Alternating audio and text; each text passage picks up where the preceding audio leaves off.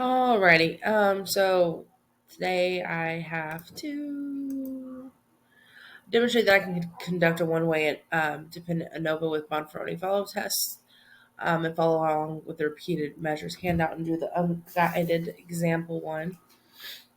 Um, let this go back there. Um, says to answer each question. Um, So each question, well, there's three questions. What analysis have you performed? Report the results in APA format, and do the findings support the idea that tutors give more generous marks than others? So those are the questions that I need to remember to answer. I do plan on probably doing a report and then just adding it with this link to this YouTube. So we're going to run the test, analyze, generalize linear model, repeated measures. I typed in tutor, number levels is 4. Put those 4 over here. EM means put the tutor over here. Compare man effects, Bonferroni options, descriptive statistics. This is the part I kind of get confused about. I was thinking that there was this, but in the paper it didn't do that. So I'm just going to skip that for now and ask about it later. And then I think for the other one, for the two-way, I got to use plots, but I I don't really understand everything. I'm kind of confused. So I'm gonna get back to everything.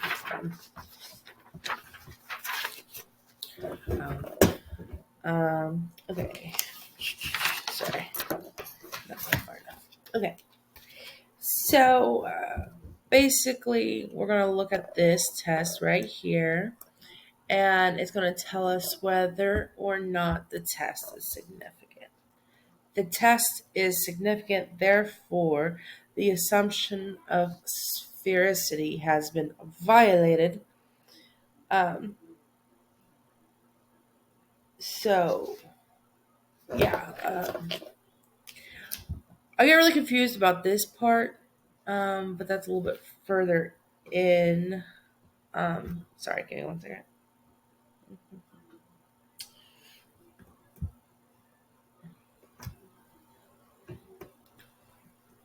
Hold on. And I'm really confused about this one. I believe it's this one right here. Yes. Okay. So this right here is the significance level that we're looking at if sphericity is assumed. Now, according to the thing, it was talking about epsilon, which I think is this right here. It's a Greek letter. Um, and you're supposed to look at the F chart, and luckily it gives you this, these significant ones. So it depends on what this is, on whether or not you use this, which is the significance level. Um, like for the page, it talking about if epsilon is less than 0.75, or if nothing is known about sphericity, then you would use the greenhouse Geyser correction. Um, and then if it's greater than 0.75, then you'd use the, I don't know how to say this, Hayenfeld correction. Whenever I was Googling things, it seems like for the most part, people tend to use this right here.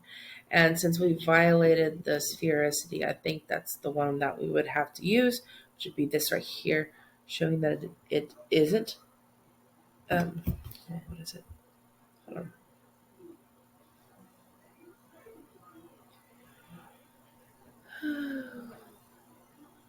But yes, okay, yeah. So the p-value here is not significant. Um, so where is it? So then you would do some follow-up tests, right?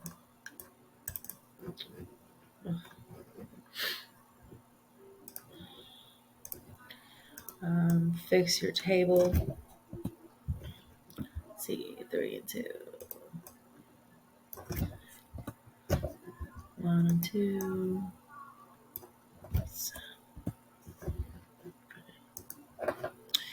Alrighty.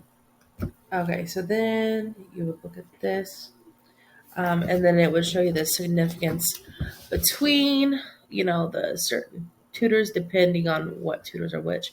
I'm thinking Dr. Field was 1. So the difference between 1 and 2, significant. 1 and 3, not significant. 1 and 4, not significant. 2 and 3, not significant. 2 and 4, not significant. 3 and 4. So really the only difference was between tutors 1 and 2, which was Dr. Field and Dr. Smith. Supposedly. That doesn't really make sense. But okay. Yeah, so that's how you would read that. That's kind of like the last test that we did. And that was the end of it. So, and then I would, I'm probably just going to write out the report. I haven't wrote it out yet. But what was the last question? Last question was, do these findings support the idea that some tutors give more generous marks than others?